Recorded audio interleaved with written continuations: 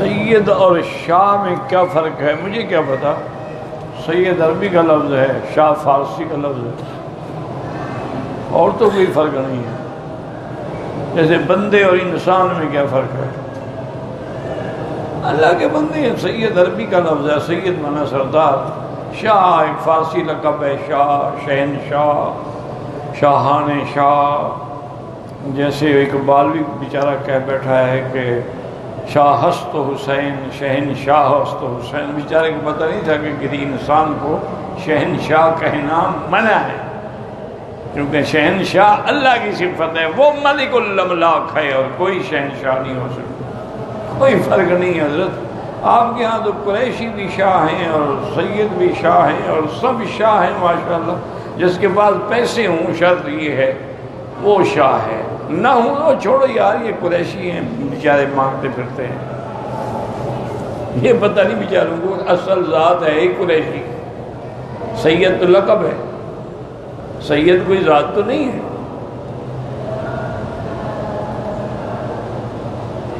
پاکستان میں جو سید اور شاہ ہیں کہاں سے عزت کر کے دیں؟ ان سے پوچھو نا کہاں سے آئے ہیں. نہیں، اگر پاکستان میں کوئی سید ہیں یا شاید ان سے پتہ کرو نا کہ وہ کہاں سے آئے ہیں. مجھے کیا پتہ ہے؟ ہر قومیں مختلف علاقوں سے ہی ہجرت کر کے آئی ہیں، تو ہر علاقے کے احوال کے مطابق پتہ کریں بھی تم کہاں سے آئے ہو. آپ کا کیا خیال ہے سارے شام سید مدینے سے گئے؟ مدینے سے کوئی نہیں گئے. مدینہ چھوڑ کے دیر بعد کیوں جائیں گے؟ دماغ خراب ہو گیا ان کا.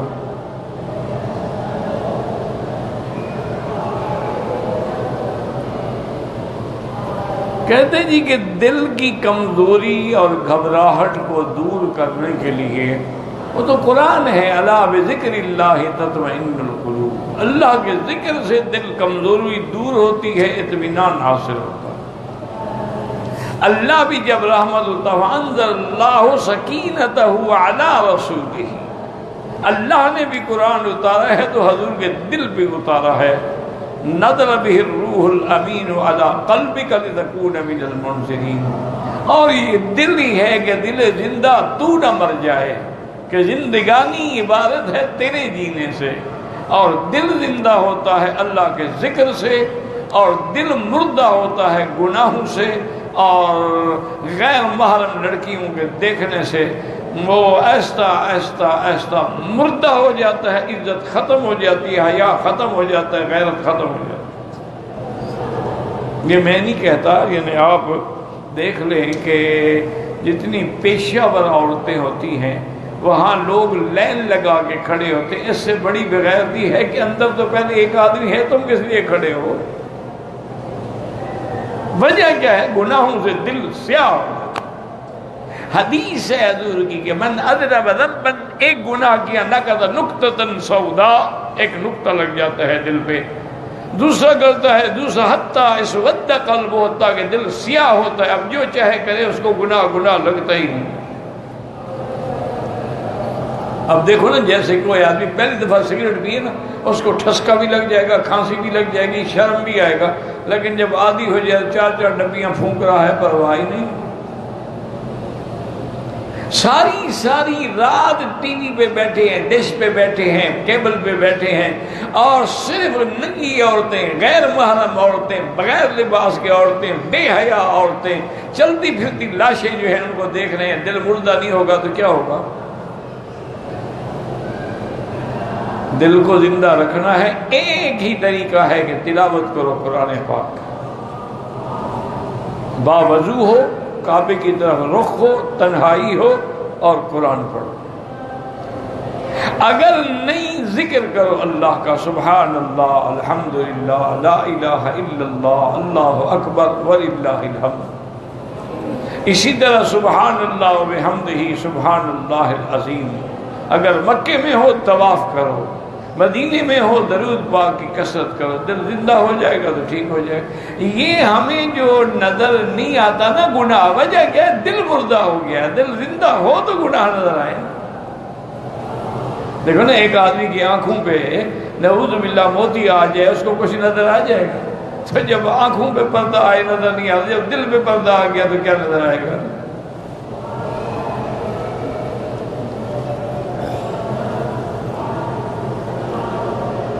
یہی وجہ تھی، علماء نے لکھا ہے کہ جب سیدنا موسیٰ علیہ السلام صندوق میں فرعون کے گھر پہنچے، صندوق کھولا گیا، تو جب وہاں کے لوگوں نے دیکھا نا، سب کے سب میں حضرت موسیٰ علیہ السلام کی محبت گھر کر گئی، کیونکہ اللہ نے فرمایا تھا وَأَلْقَيْتُ عَلَيْكَ مُحَبَّةً مِّنِّي، ہم نے آپ پر اپنی طرف سے محبت ڈال دی ہے، جو بھی تمہیں دیکھے گا وہ تیرا دیوانہ ہو جائے گا۔ اور وہ محبت جو اللہ نے ڈالی تھی نا، پتہ ہے آپ کو کیسے؟ وہ آنکھوں میں تھی۔ تو اصل حسن آنکھیں ہوتی ہیں، لیکن نا بڑی خوبصورت لڑکی ہو لیکن آنکھوں کی چندھی ہو، بڑی خوبصورت لڑکی لگے آنکھیں چھوٹی چھوٹی ہوں، بلی کی جیسے ہوتی ہیں، حسن کیا ہے؟ حسن تو ہے ہی آنکھوں میں، ملاحت تو آنکھوں میں ہے۔ اٹھے تو بجلی پناہ مانگے، گرے تو کھانا خراب کر دے۔ تو فرعون کی بیوی نے جب دیکھا تو کہا قرۃ عین لی ولک، انہوں نے کہا فرعون یہ بچہ ہماری آنکھوں کی ٹھنڈک ہوگا، میری آنکھوں کو بھی ٹھنڈک ہوگا، تیری آنکھوں کو بھی ٹھنڈک ہوگا، اس کو قتل کا حکم نہ دینا۔ اور کہا تیری آنکھوں کی ٹھنڈک ہوگا، میری آنکھوں کی ٹھنڈک نہیں ہے۔ اسی پہ علماء نے لکھا ہے کہ جس نے، حالانکہ ابھی تو بچپن ہے، ابھی تو جھولے میں آپ سوئے ہوئے ہیں، اس وقت بھی جس نے نبی کے ساتھ پیار کیا وہ جیت گیا، اس بدبخت نے انکار کیا، فرعون بن کے غرق ہو گیا، بیوی جنت میں پہنچ گئی، کیوں؟ اس نے اللہ کے پیغمبر سے دل لگا لیا۔ اب تمہاری مرضی ہے حضرت، کعبہ شریف دیکھو یا لڑکیوں کو دیکھو، تمہاری مرضی ہے۔ اور آج کل ہم ایک مصیبت میں ہیں، 4 سال کی بچیاں، 5 سال کی، 4 سال، 3 سال، 5 سال، ان کو ابھی سے انہوں نے وہ عریاں لباس پہنانے شروع کر دیے ہیں۔ کسی زمانے میں یہ لباس جو ہے نا طوائفیں اور کنجریاں پہنتی تھی، کہ شریف عورتیں پہنتی تھی۔ ہمارے ایک، میں نام تو نہیں لیتا اس کا چونکہ ساری دنیا جانتی ہے اس کو، ان کے بیٹے کی شادی تھی، بہت بڑے آدمی تھے، بلوچ سردار تھے، اور بڑی زور کے ہزاروں آدمی تھے نا شادی میں۔ تو ہمارے بلوچ تھے ایک، وہ بلوچوں کے بھی سردار تھے، درہن خان کہتے تھے اس کو ان خان صاحب نے اپنے محل کی جو دروازے میں جگہ تھی نا وہی جگہ دی، بجائے اس کے کہ بھی دوسرے کمروں میں رہیں یا خیموں میں رہیں یا کناتوں میں رہیں، چونکہ بڑا سردار ہے تو اس کو کم سے کم میں گھر کے اندر تو نہیں جا سکتا، اندر تو سب عورتیں بھری ہوئی ہیں۔ بارہ وہ وہاں جگہ دی۔ اب شام کو جب ان کی گانے بجانے کی محفل شروع ہوئی نا، تو طوائفیں آئی ہوئی تھی، مجرے والی اور گانے والی اور پتہ نہیں کیا کیا لعنتیں آئی ہوئی تھی، تو درہن خان کو بھی آ کے بٹھایا اسٹیج پہ۔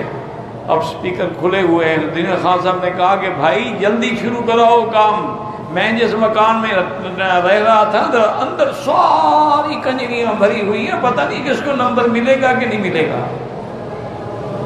وہ خان تو ڈوب گئے، کدھر گئی خان صاحب؟ انہوں نے کہا یار کسی ایک کو بھی بلچانی کا لباس، بلوچی لباس تھا؟ تیرے گھر میں فیشن، تیرے گھر میں یہ ٹراؤزر اور تیرے گھر میں یہ جینز پہن کے جو ناچ رہی تھی، یہ بلوچ ہے؟ کون کہتا ہے کہ یہ بلوچ ہے؟ مجھے ایک عورت کا بلوچی لباس دکھائے جس نے بلوچی لباس پہنا ہوا۔ بلوچی لباس تو ایک عزت والا لباس ہے، اتنا کام ہوتا ہے اس پر کہ اس کے اندر نظر جا ہی نہیں سکتی۔ تو یہ لوگ تھے جو حق کہتے تھے۔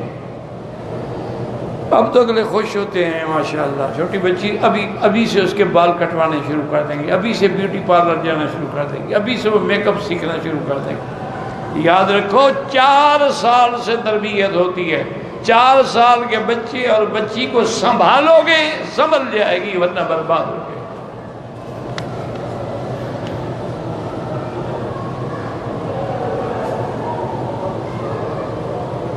کہتے کہ بھائی کی شادی ہو تو بہن پر واجب ہے کہ بھائی کو شادی پر کچھ دے، کوئی واجب نہیں۔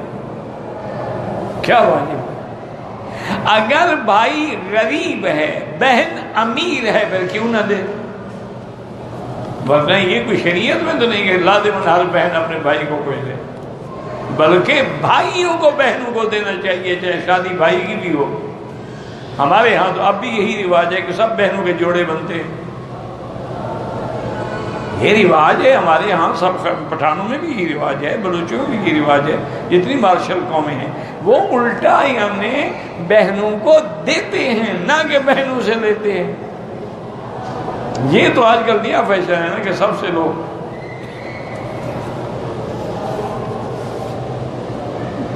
گنگا اور گنگی کا نکاح کیسے ہوتا ہے؟ جیسے باقی کام ہوگا یہ بھی ہو جائے گا، اشارہ تو کر سکتے ہیں نا۔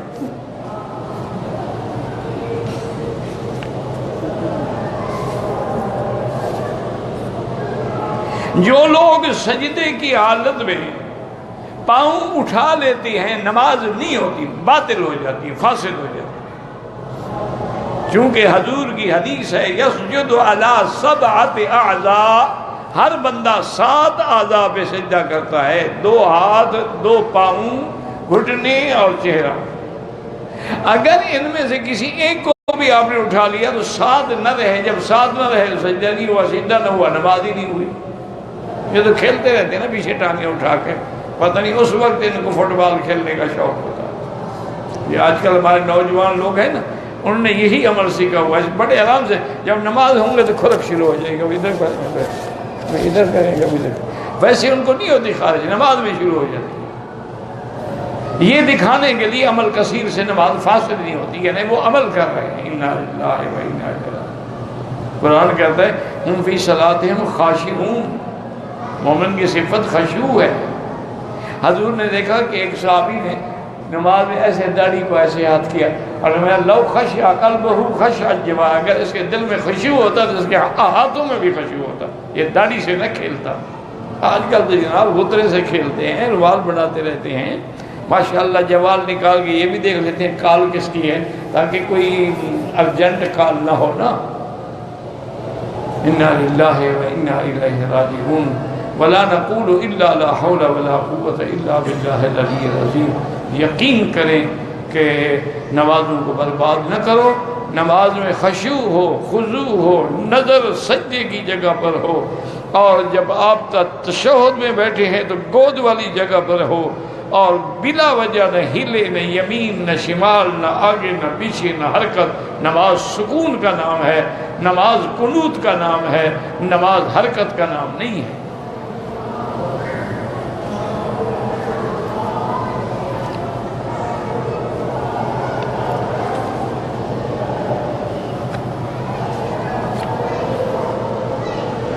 میرے باپ کا انتقال ہو گیا، میرے بڑے بھائی نے جائیداد کے حصے بھائیوں میں اور بہنوں میں شریعت کے حساب سے نہیں کسی کو زیادہ کسی کو کم، تو قیامت میں پکڑا جائے گا؟ اگر اس کا کیا حق ہے کہ کسی کو زیادہ دے اور کسی کو کم دے؟ شریعت نے خود حصے بنائے ہیں، یوصیکم اللہ فی اولادکم للذکر مثل حظ الانثیین۔ شریعت کے کسی مفتی سے فتویٰ لکھوائیں کہ فلاں بندہ مر گیا، بیوی چھوڑی، بچے چھوڑے، بیٹی چھوڑی، بیٹیاں چھوڑی، اس فتویٰ لے کر عدالت میں چیلنج کرو اس ظالم کو کہ شریعت کے مطابق تقسیم کرے۔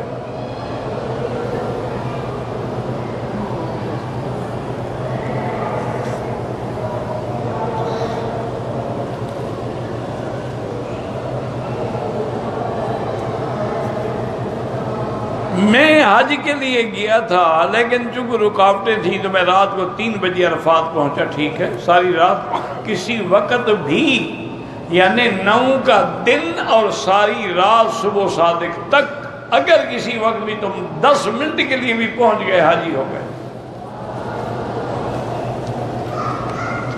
اس کو پتہ تھا تو کیا تھا نا، بس پوچھنے کی کیا ضرورت ہے؟ پتہ نہ ہوتا 3 بجے رات کیوں گئے تھے آپ؟ سیر کرنے گئے تھے، مسئلے کا پتہ تھا۔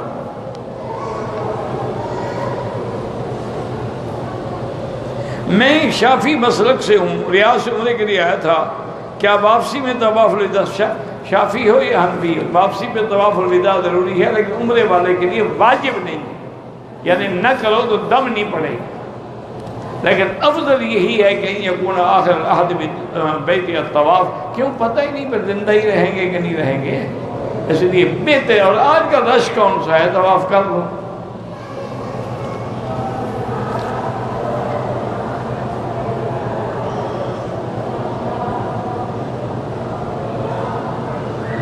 کہتے کہ میں 6 سال سے مکہ مکرمہ میں کام کرتا ہوں، عمرے کے لیے میقات پہ جانا ضروری ہے، یعنی 6 سال میں تم نے مسئلہ ہی نہیں سیکھا، ماشاءاللہ، پھر مکے میں رہنے کی کیا ضرورت تھی؟ وہ اسی لیے بزرگوں نے لکھا ہے کہ خرے عیسیٰ اگر بمکہ رود ہنوز خر باشد، عیسیٰ علیہ السلام کے کھوتے کو جب ہم مکے میں لے آؤ، کھوتا کھوتا ہی رہتا ہے، وہ بکری نہیں بن جاتا۔ 6 سال سے اس نے مسئلہ نہیں سیکھا، ابھی اس کو پتہ نہیں کہ عمرے کے لیے کہاں جانا ہے۔ انا للہ و انا الیہ راجعون۔ میرا بھائی، مکے میں رہتے ہوئے عمرہ کرنا ہے تو مسجد عائشہ یا جیرانہ یعنی حد حرم سے باہر جاؤ، لیکن افضل یہ ہے طائف جاؤ، مدینہ پاک جاؤ، تاکہ میقات سے بڑا عمرہ کر سکو۔ گھر سے عمرہ نہیں ہوتا، یہ گھر والا عمرہ کو نیا نکلا ہے 1400 سال کے بعد، ورنہ کسی صحابی نے مکے میں رہتے ہوئے مکے سے عمرہ نہیں کیا۔ بی بی ہے عائشہ مکے میں موجود تھی، حضور مکے میں موجود تھے، کہتے ہیں احرام باندھ کے عمرہ کر لو، تنعیم بھجوانے کی کیا ضرورت تھی؟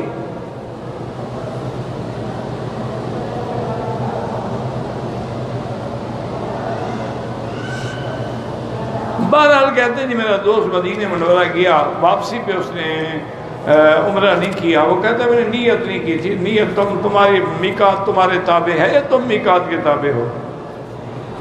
عمرہ کرو، ورنہ حنفی مسلک میں دم ہے، باقی ائمہ کے نزدیک اگر نیت نہ ہو تو دم نہیں پڑتی، ورنہ وہ بھی یہ نہیں کہتے کہ عمرہ نہ کرے، وہ بھی کہتے ہیں افضل ہے کہ میقات سے احرام باندھ کے آئے۔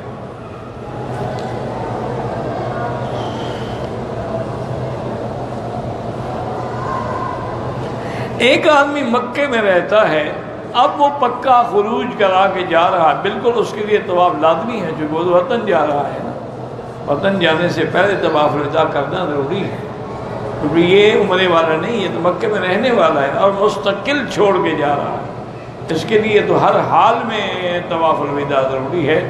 اور اللہ تبارک و تعالیٰ سے دعا بھی کریں کہ شاید اللہ پھر حاضری کا موقع عطا فرما دیں۔ واللہ اعلم۔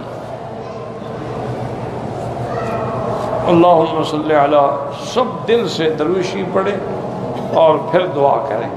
اللہم صلی علی سیدنا محمد وعلی آل سیدنا محمد وبارک وسلم۔ اللہم صلی علی سیدنا محمد کما صلیت علی ابراہیم وعلی آل ابراہیم فی العالمین انک حمید مجید۔ اللہم بارک علی محمد وعلی آل محمد کما بارکت علی ابراہیم وعلی آل ابراہیم فی العالمین انک حمید مجید۔ اللہم انت ربی لا الہ الا انت الاحد الصمد الفرد الذی لم یلد ولم یولد ولم یکن له کفوا احد۔ اللہم انت ربی لا الہ الا انت الحنان المنان بدیع السماوات والارض یا ذا الجلال والاکرام یا ذا الجلال والاکرام یا ذا الجلال والاکرام۔ اللہم ارحم ضعفنا واجبر کسرنا واشفنا واشف مرضانا وارحم موتانا واستجب دعانا ولا تخيب رجاءنا برحمتك یا ارحم الراحمین یا ارحم الراحمین۔ لا تجعلنا من القانتین ولا تردنا عن بابك خائبین۔ اللہم انصر الاسلام والمسلمین واحم حوزة الدین۔ اللہم اذل الشرک والمشرکین۔ اللہم اہلک اعداءک اعداء الدین۔ انزل علیہم باسک الذی لا يرد عن القوم المجرمین۔ اللہم احفظ سائر بلاد المسلمین وهذا البلد الامین فاجعل آمنا مطمئنا سخاء رخاء إلى يوم الدين برحمتك يا أرحم الراحمين۔ اللهم إنا نسألك رضاك والجنة ونعوذ بك من سخطك والنار۔ اللهم إنا نسألك الفردوس الأعلى اللهم إنا نسألك الفردوس الأعلى. اللهم ارزقنا حبك وحب نبيك وحبيبك محمد صلى الله عليه وسلم وحب من يحبك وحب عمل من يقربنا إلى حبك. اللهم ارزقنا شفاعة نبيك محمد صلی اللہ علیہ وسلم. یا اللہ بیماروں کو شفا عطا فرما. یا اللہ بیماروں کو شفا عطا فرما. یا اللہ ہماری ظاہری جسمانی روحانی بیماریاں دور فرما. یا الہ العالمین یا ارحم الراحمین بے دینوں کو دین عطا فرما، بے اولادوں کو اولاد عطا فرما. جن کی اولاد ہیں ان کو صالح بنا. یا اللہ جن کی بچیاں ہیں ان کو خیر کے رشتے نصیب فرما. یا اللہ بے روزگاروں کو روزگار عطا فرما، قرض داروں کے قرض عطا فرما. یا ارحم الراحمین تیرے دروازے میں تیرے خزانے میں کوئی کمی نہیں، سب کے دامن اپنی رحمت سے بھر دے. یا الہ العالمین جتنی دنیا کے اندر مساجد ہیں، مدارس ہیں، معاہد ہیں، معابد ہیں، دین کے ادارے ہیں، ان کی حفاظت فرما، ان کو ترقی عطا فرما. یا اللہ جو تیرے دین کے کام کرنے والے لوگ ہیں، تحفیظ میں ہیں، تبلیغ میں ہیں، تدریس میں ہیں، تقریر میں ہیں، تحریر میں ہیں، ان کی قدم قدم پر حفاظت فرما. یا اللہ مسلمان کشمیر میں ہیں، فلسطین میں ہیں، عرب میں ہیں، عجم میں ہیں، روہنگیا میں ہیں، برما میں ہیں، اراکان میں ہیں، ہند میں ہیں، سندھ میں ہیں، افغان میں ہیں، یمن میں ہیں، عراق میں ہیں، سب کی جان مال آبرو عزت کی حفاظت فرما. یا الہ العالمین لا تردنا عن بابک خائبین. اللہم اغفر لنا ولوالدینا ولوالدینا والمشائخنا ولمشائخ مشائخنا ولاساتذتنا ولمن حق علینا ولمن اوصانا واستوصانا ولجميع المسلمین والمسلمات والمؤمنین والمؤمنات الاحیاء منهم والاموات. صلی اللہ تعالی علی خیر خلقہ سیدنا محمد وعلی آلہ وصحبہ اجمعین.